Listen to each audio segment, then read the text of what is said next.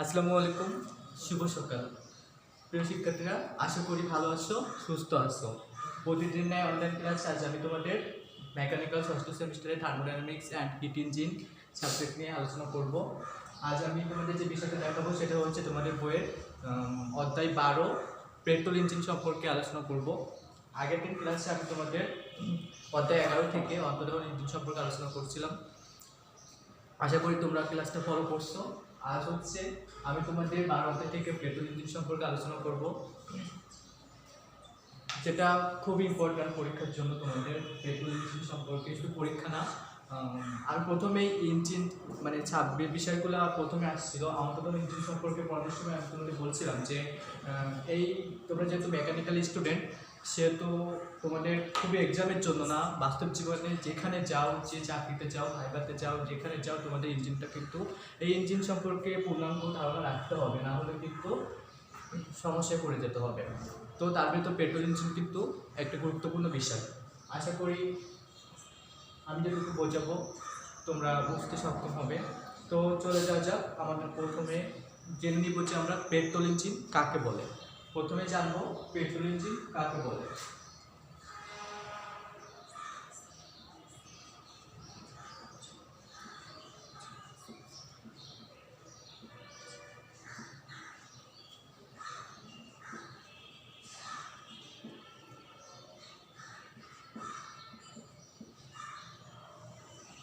প্রথমে জানবো আমরা কি পেট্রোল ইঞ্জিন কাকে বলে।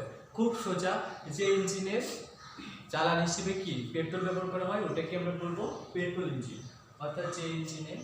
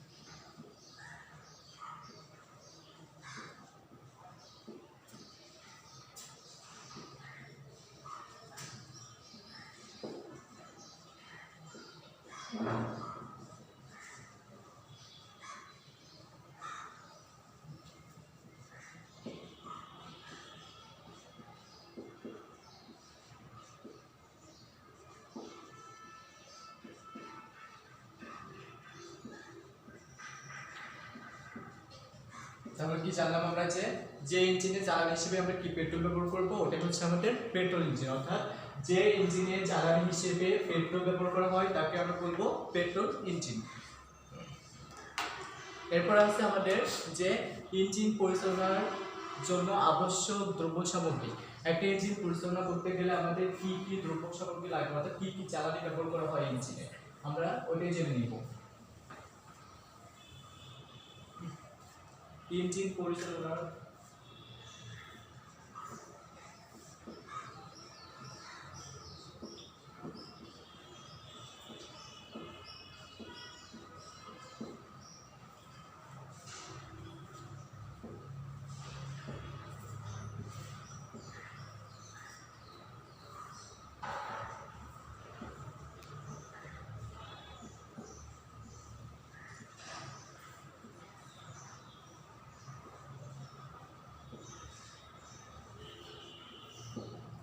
অর্থাৎ ইঞ্জিন পরিচালনার জন্য আবশ্যক দ্রব্য সামগ্রী। আবশ্যক বলতে কি বোঝাইছে, যে দ্রব্য সামগ্রীগুলো না হলে ইঞ্জিন একেবারেই পরিচালনা করা যাবে না, সেটাকে আমরা কি বলবো আবশ্যক দ্রব্য সামগ্রী।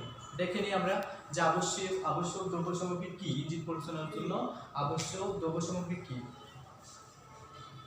প্রথমে আছে আমাদের জ্বালানি,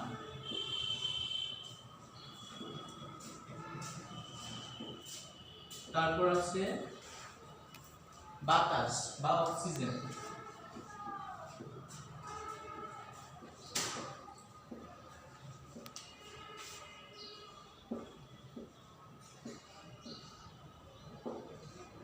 এরপর আছে আমাদের কি লুব্রিকেটিং অয়েল,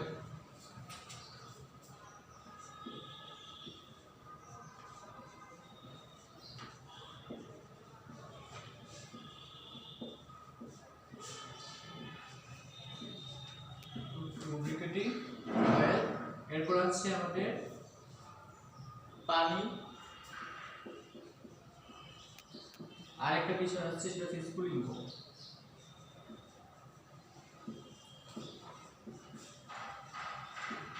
এই পাঁচটা দ্রব্য সামগ্রী বলা হয় আবশ্যক দ্রব্য সামগ্রী, অর্থাৎ ইঞ্জিন পরিচালনার জন্য এই পাঁচটা দ্রব্য সামগ্রী না হলে আমরা ইঞ্জিন পরিচালনা করতে পারবো না। অর্থাৎ পেট্রোল ইঞ্জিন পরিচালনা করতে গেলে আমাদের অবশ্যই এই পাঁচটা দ্রব্য সামগ্রী লাগবে। কি কি সেগুলো হলো জ্বালানি, বাতাস বা অক্সিজেন, লুব্রিকেটিং অয়েল, পানি আর হচ্ছে স্ফুলিঙ্গ। এরপর হচ্ছে আমাদের ইঞ্জিনের জ্বালানির কাজ কি, ইঞ্জিন যে আমরা জ্বালানি ব্যবহার করে থাকি এটার কাজ কি এটা জানবো, যে ইঞ্জিনে জ্বালানির কাজ কি।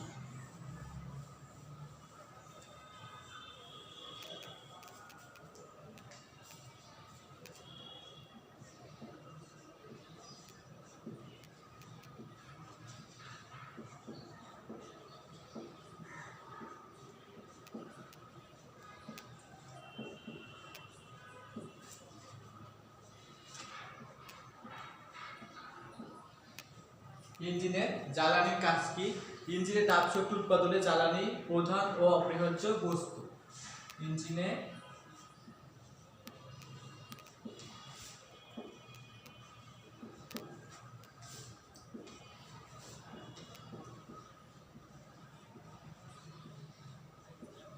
তাপ শক্তি উৎপাদনে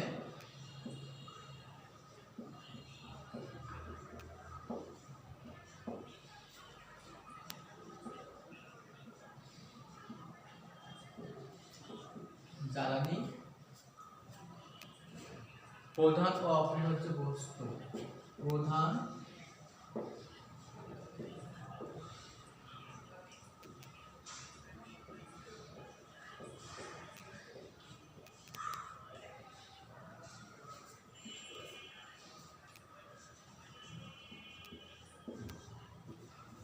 বস্তু। বর্তমানে ইঞ্জিনে জ্বালানি হিসেবে পেট্রোল বা গ্যাসোলিন, প্রাকৃতিক গ্যাস এবং ডিজেল ব্যবহৃত হচ্ছে। তাহলে বর্তমানে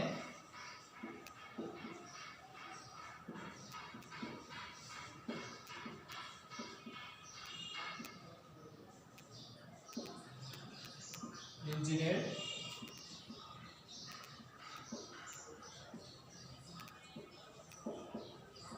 জ্বালানি হিসেবে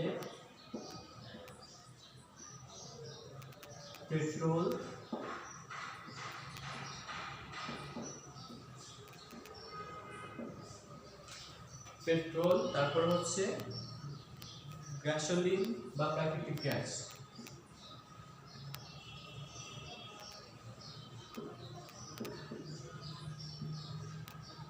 বা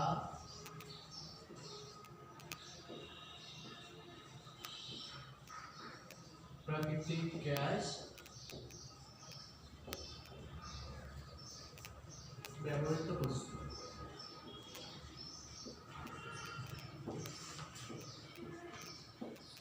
তাহলে আমরা ইঞ্জিনে জ্বালানির কাজ, অর্থাৎ ইঞ্জিনে জ্বালানি ব্যবহার করা হয় এটার কাজ কি জানলাম।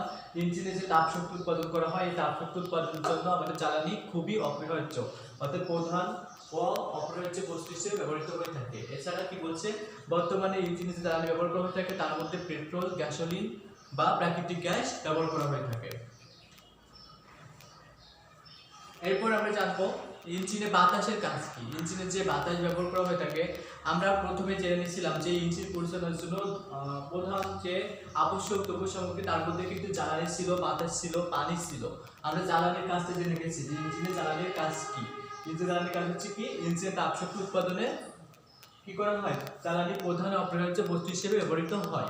বর্তমানে ইঞ্জিনে জ্বালানি হিসেবে পেট্রোল, গ্যাসোলিন বা প্রাকৃতিক গ্যাস ব্যবহার করা হয়ে থাকে। এরপর হচ্ছে আমরা জানবো যে ইঞ্জিনের বাতাসের কাজ কি।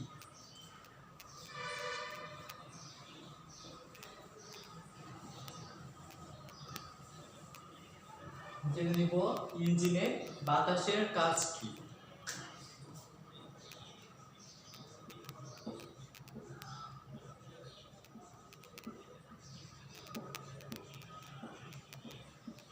একটু আগে আমরা জেনে নিলাম যে ইঞ্জিনে জ্বালানির কাজ, এখন জানবো কি ইঞ্জিনে বাতাসের কাজ। বাতাসের কাজ কি, কোনো কিছু জ্বালাতে হলে অক্সিজেনের প্রয়োজন। আমরা জানি যে কোনো কিছু জ্বালাতে হলে আমাদের কি লাগে, অক্সিজেন লাগে। সেটাই, যে কোনো কিছু জ্বালাতে হলে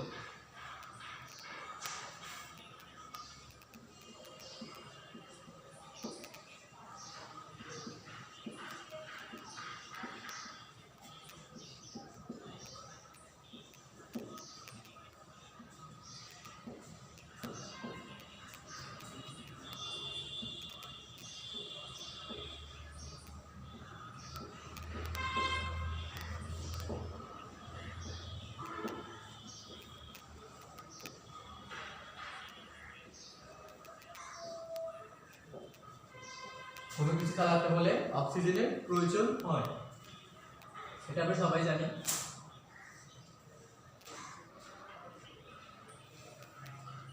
অক্সিজেন ছাড়া দহন ক্রিয়া সম্ভব নয়। অক্সিজেন ছাড়া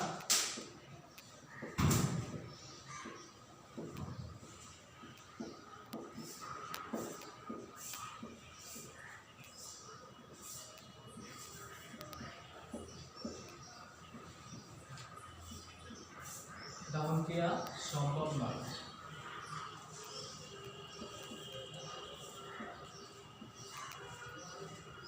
অক্সিজেন ছাড়া দহন ক্রিয়া, তাই বাতাস থেকে প্রয়োজনীয় অক্সিজেন গ্রহণ করে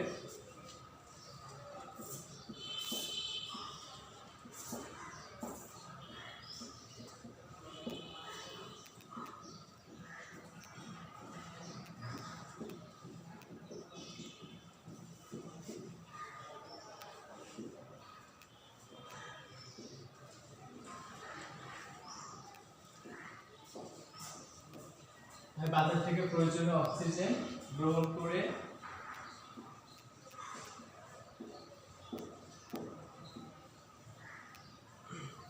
জ্বালানি বাতাসের দাহ্য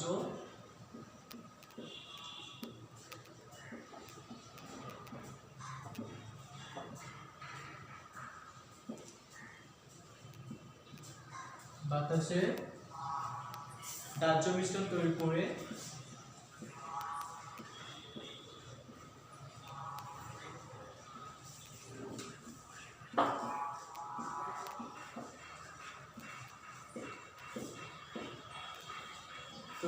তাপ ইঞ্জিনে তাপ সৃষ্টি করে, ইঞ্জিনে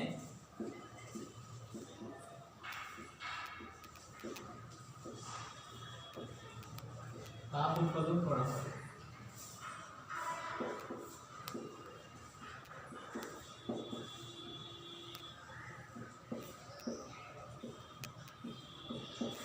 তাহলে আমরা ইঞ্জিনে বাতাসের কাজ কি জানলাম।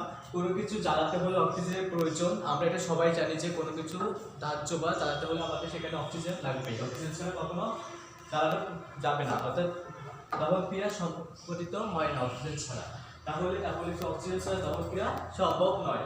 তাই বাতাস থেকে প্রয়োজনীয় অক্সিজেন গ্রহণ করে জ্বালানি এবং ওই অক্সিজেনের সংমিশ্রণে যে দাহ্য অর্থাৎ যে দহন ক্রিয়া সম্পন্ন হয়, ওই দহন থেকে কি করে ইঞ্জিন তাপ শক্তি উৎপাদন করে। এটাই হচ্ছে বাতাসের কাজ।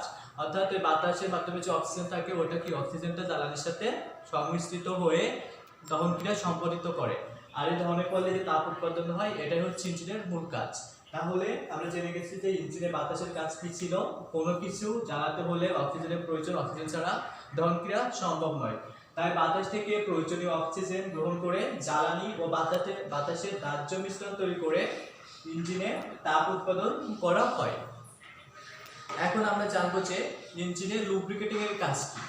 আমরা ইঞ্জিনে জ্বালানি কাজ জেনে গেছি, ইঞ্জিনে বাতাসের কাজ জানলাম, এবার জানবো আমরা ইঞ্জিনে লুব্রিকেটিং এর কাজ কি। ইঞ্জিনে কেন আমরা লুব্রিকেট ব্যবহার করি?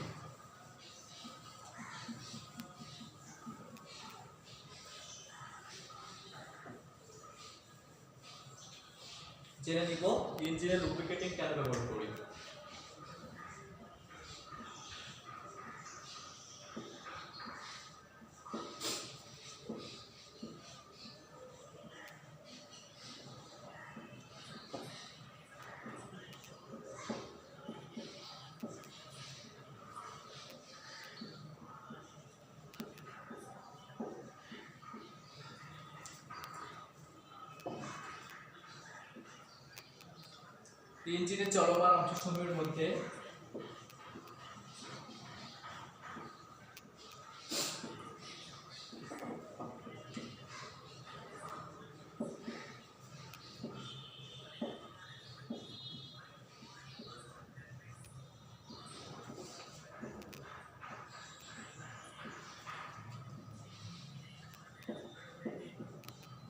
ইঞ্জিনের চলমান অংশসমূহের মধ্যে তেলের আবরণ সৃষ্টি করে।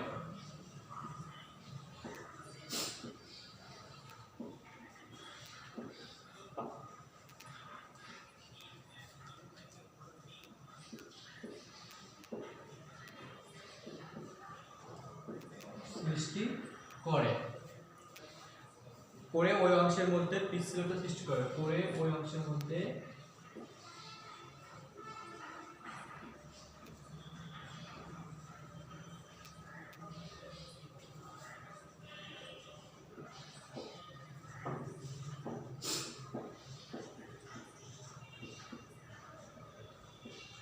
স্থিরতা সৃষ্টি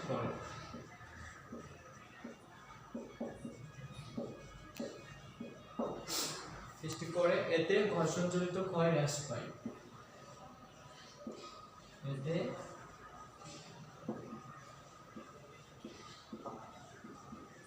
ঘর্ষণজনিত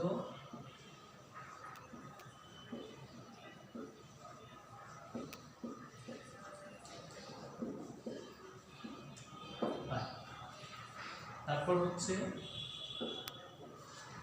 ইঞ্জিনের চলমান অংশের সমূহ ঠান্ডা রাখতে সহায়তা করে। ইঞ্জিনে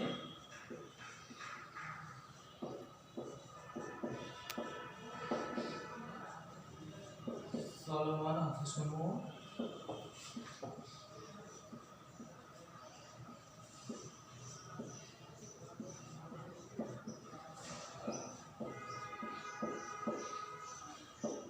ঠান্ডা রাখতে সহায়তা করে।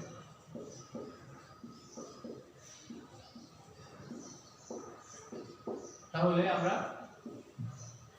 ইঞ্জিনের লুব্রিকেটিং এর কাজ কি জানলাম। প্রথম কাজ ছিল ইঞ্জিনের চলমান অংশের সমূহের মধ্যে আমরা যখন অন্তর্দহন ইঞ্জিন পড়ছিলাম তখন আমরা ইঞ্জিনের নিশ্চল এবং সচল অংশের সমূহের নাম জানছিলাম। সেখানে এখন বলছে যে ইঞ্জিনের চলমান অর্থাৎ সচল অংশের সমূহ কি কি জানছিলাম, পিস্টন রিং, কানেক্টিং রড এগুলা। তারপর হচ্ছে যে ইঞ্জিনের চলমান অংশের সমূহের মধ্যে তেলের আবরণ সৃষ্টি করে। এই লুব্রিকেটিং দেওয়ার ফলে কি করবে, ইঞ্জিনের যে সচল অংশের সমূহ থাকে যেমন piston ring, piston pin, connecting rod এগুলো হচ্ছে ইঞ্জিনের সচল অংশ অর্থাৎ চলমান অংশের সমূহ। এগুলো কি উপর নিচে যাতায়াত করে। এগুলোর মধ্যে লুব্রিকেটিং দেওয়ার ফলে তেলের আবরণ সৃষ্টি করে। এগুলোর মধ্যে ওই অংশের মধ্যে পিচ্ছিলতা সৃষ্টি করে, অর্থাৎ তেলে আবরণ সৃষ্টি করার পরে অংশের মধ্যে পিচ্ছিলতা সৃষ্টি হয়। এতে ঘর্ষণজনিত ক্ষয় হ্রাস পায়, অর্থাৎ দুটো অংশের মধ্যে যে ঘর্ষণ হয়, ঘর্ষণের ফলে ওই যন্ত্র যাতে ক্ষয় না হয় সেজন্য কি করে আমরা ইঞ্জিনে লুব্রিকেটিং ব্যবহার করে থাকি। তারপর হচ্ছে কি ইঞ্জিনের চলমান অংশের সমূহ ঠান্ডা রাখতে সহায়তা করে, অর্থাৎ যে ইঞ্জিনের চলমান অংশের মধ্যে ঘর্ষণের ফলে যে তাপ উৎপন্ন হয় সেই তাপ উৎপন্নের ফলে সেটাকে ঠান্ডা রাখার জন্য আমরা কি করি, লুব্রিকেটিং ব্যবহার করে থাকি। এরপর আছে আমরা জানি পেট্রোল ইঞ্জিনের জানবো যে পেট্রোল ইঞ্জিন 3 ধরনের ফুয়েল ট্রান্সফারের কাজ।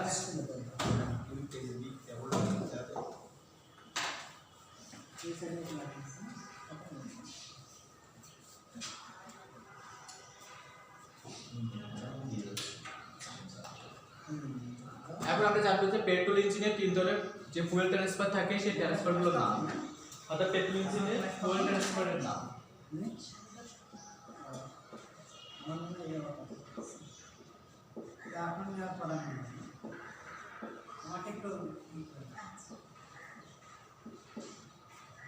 পেট্রোল ইঞ্জিনের ফুয়েল ট্রান্সফারের নাম।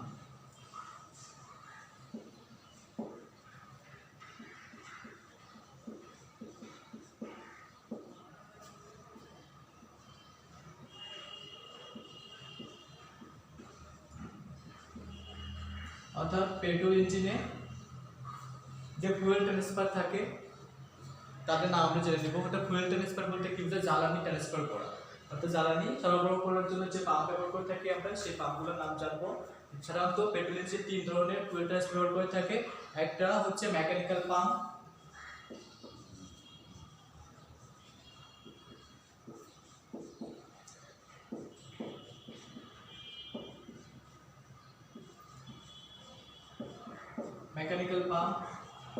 তারপর আছে কি ইলেকট্রিক্যাল পাম্প,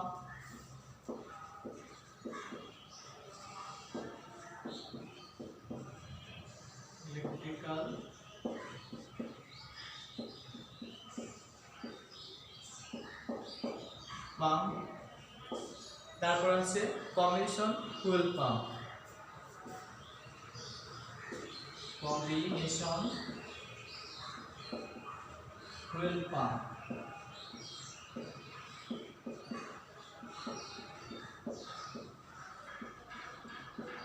তাহলে ইঞ্জিনের যে 3টি আমাদের ফুয়েল ট্রান্সফারের জন্য যে 3টি পাম্প ব্যবহার করে থাকে সেই 3টি পাম্পের নাম হচ্ছে কি, একটা মেকানিক্যাল পাম্প, একটা ইলেকট্রিক্যাল পাম্প আর একটা হচ্ছে combination fuel pump.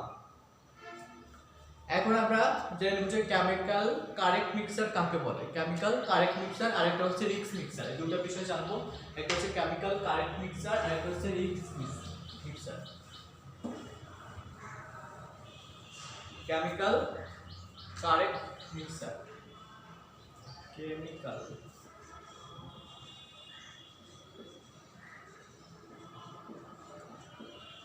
Chemical correct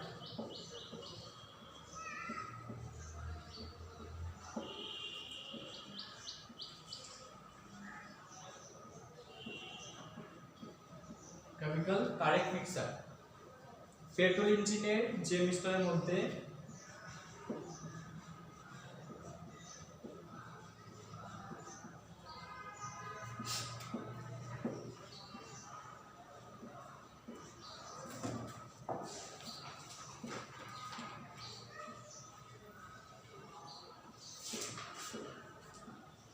পিস্টনের মধ্যে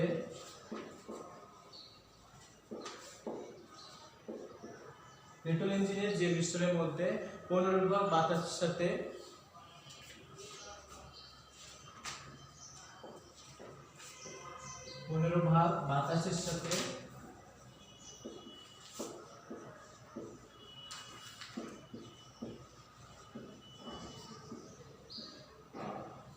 এক ভাগ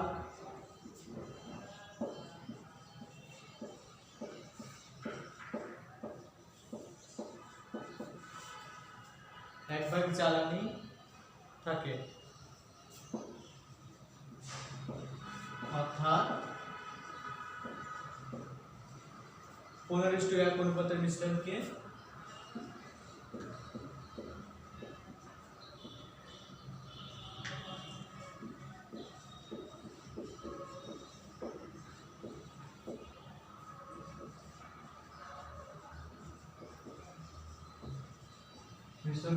কেমিক্যাল কারেক্ট মিক্সার বলে।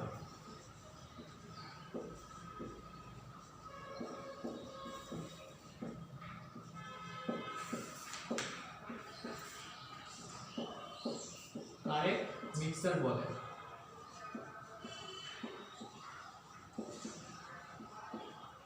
তাহলে আমরা কি জানলাম, কেমিক্যাল কারেক্ট মিক্সার কি? পেট্রোল ইঞ্জিনে জ্বালানি ব্যবহার করা হবে, সেখানে জ্বালানি থাকবে 1 ভাগ আর 15 ভাগ বাতাস থাকবে, এরকম মিশ্রণকে আমরা কি বলবো?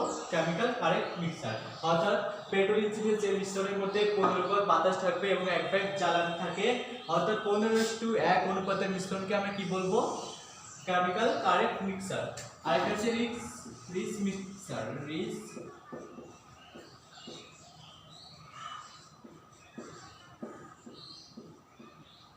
রিচ মিক্সার কি?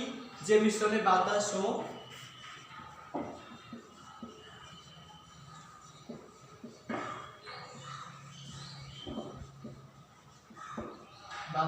জ্বালানি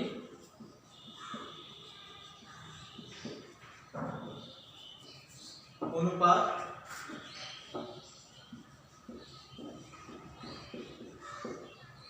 15:1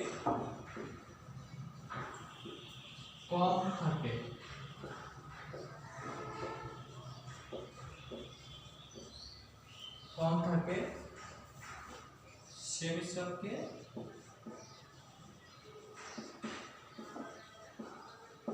রিচ মিক্সার বলে।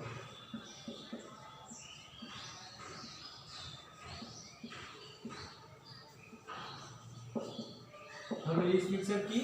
যে মিশ্রণে বাতাস ও জ্বালানির অনুপাত 15:1 এর কম হবে, সেটা হচ্ছে আমাদের রিচ মিক্সার। আর কেমিক্যাল কারেক্ট মিক্সার কি? বাতাস ও জ্বালানির অনুপাত 15:1 হলে সেটা হচ্ছে আমাদের কেমিক্যাল কারেক্ট মিক্সার, কিন্তু 15:1 এর কম হলে সেটা হবে আমাদের রিচ মিক্সার। প্রিয় শিক্ষার্থীরা, আশা করি তোমরা বুঝতে পারছো যে বিষয়গুলো আমি এই পর্যন্ত আলোচনা করছি। নেক্সট ক্লাসে তোমাদের সাথে দেখা হবে আবার এই অধ্যায় থেকে আলোচনা করব আমি। সে পর্যন্ত সবাই সুস্থ থাকবে, ভালো থাকবে এবং অবশ্যই তোমরা অনলাইন ক্লাসগুলো ফলো করবে বাসায় বসে থেকে। তো আজ এই পর্যন্ত, ভালো থাকবে, সুস্থ থাকবে, আল্লাহ হাফেজ।